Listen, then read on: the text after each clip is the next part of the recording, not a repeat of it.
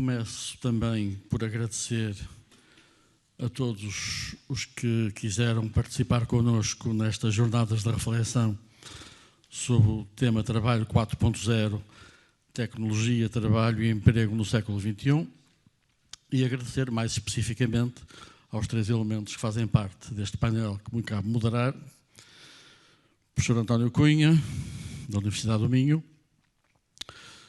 Dr.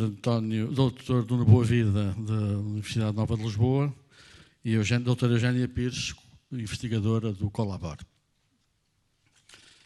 Como foi dito, represento a CNIS nesta associação de laboratório colaborativo. A CNIS é a entidade confederada de cerca de 3.000 instituições particulares da solidariedade social, que, cobrindo territorialmente todo o país até à escala mais próxima, até ao lugar, assegura a grande maioria das prestações da ação social relativamente a vários segmentos da população, designadamente crianças, jovens, idosos, deficientes, desempregados de longa duração, beneficiários do arrendamento social de inserção, isto é, representa um conjunto de respostas para a população mais desfavorecida.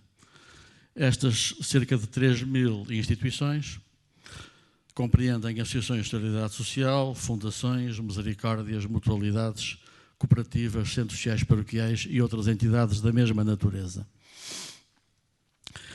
E tem ao seu serviço cerca de 200.000 trabalhadores, espalhados, como disse, um pouco por toda a área do território nacional. É um setor com contratação coletiva estável, mesmo durante os anos do ajustamento, manteve-se sempre com proficiência e com resultados o esforço de contratação coletiva, nunca houve, digamos, suspensão das negociações relativamente às condições de trabalho dos trabalhadores. E destes cerca de 200.000 trabalhadores, digamos que a grande maioria se desdobra por dois grupos: técnicos na área das ciências sociais e humanas e da reabilitação, por um lado, e trabalhadores que prestam diretamente cuidados pessoais aos utentes, numa relação direta pessoa a pessoa. São aquilo a que, na linguagem hoje até mais atual, porque estão em discussão no Parlamento vários projetos de lei relativamente ao Estatuto de Cuidador Informal, são cuidadores formais. Isto é, têm por profissão cuidar dos outros nesta relação de pessoa a pessoa. É justamente esta característica que consiste em o trabalho ser a própria manualidade que faz com que, de alguma forma, o setor não sinta como uma ameaça próxima a inovação tecnológica e a criação de avanços tecnológicos que podem ser e já são complementares desse trabalho pessoa a pessoa, mas que não se corre o risco de ser substitutivo do trabalho direto das pessoas, dos trabalhadores destas instituições, relativamente àqueles que são os utentes desses serviços. Até porque nós ouvimos hoje muitas virtualidades das plataformas, já há algumas também na área da prestação de cuidados, mas nenhuma substitui essa vinculação à pessoa que constitui o cerne do trabalho e da prestação laboral nas instituições. E, portanto, nesta perspectiva, estamos com alguma tranquilidade. Há, todavia, algumas reflexões e algumas perplexidades que nos assaltam a propósito do tema que é o tema deste debate de hoje. E o primeiro é este.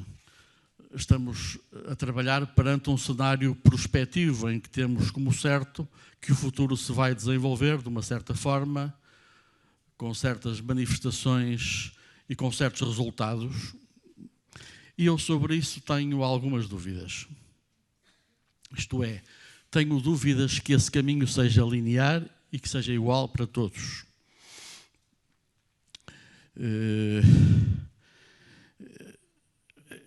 Eu sei pouco de números, a minha arte não é essa, mas vejo que as pessoas que trabalham com números, os economistas, e temos muitos aqui, enganam-se muito nas previsões. Enganam-se, por exemplo, quanto ao número do déficit, quanto ao número do PIB, e às vezes enganam-se de um ano para o outro, mas às vezes até se enganam de trimestre para trimestre. E, portanto, quando a gente vê projeções, como ainda viu a semana passada a propósito da reforma, de um estudo que saiu sobre a reforma da Segurança Social, para 2060, tendemos a não acreditar. E a pensar que a evolução, se calhar, não tem todo o mesmo ritmo, nem se passa tudo da mesma forma em toda a parte. Que há processos mais lentos e há processos mais rápidos. Na minha geração, a gente fazia a aproximação aos valores simbólicos do trabalho pelo neorrealismo. E eu lá fui ao meu Manuel da Fonseca, já que vinha tratar deste tema, e encontrei lá, nos poemas de 1940,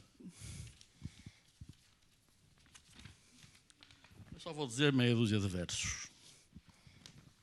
O poema é Coro dos Empregados da Câmara. E ele escrevia assim: fazendo letra bonita e o vento andando lá fora, rumorejando nas árvores, levando nuvens pelo céu, trazendo um grito da rua, quem seria que gritou?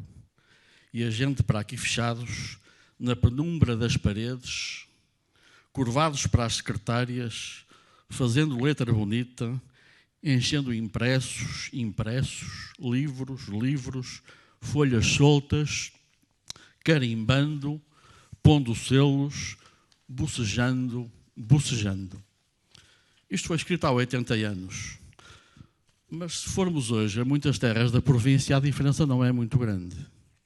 E já foram 80 anos que passaram. E é por isso que, relativamente a isto da gente fazer projeções e ter como certo o que é por natureza incerto, pode às vezes levar-nos a precipitar algumas conclusões que depois o tempo não venha a consagrar.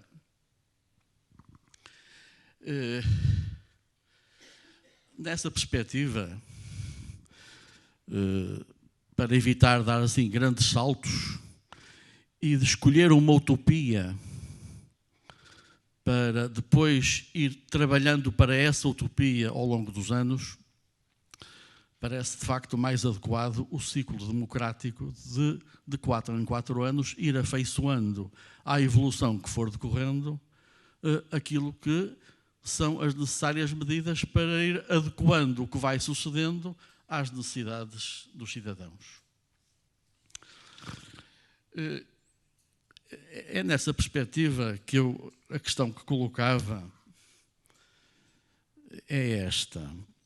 E depois destes vários painéis que tivemos o gosto de ouvir, quando no tema temos trabalho e emprego entre tecno-utopias e distopias, este I que está entre tecnico-utopias e distopias é uma conjunção coordenada copulativa que mudando se aprendia. O que significa que são coisas diferentes.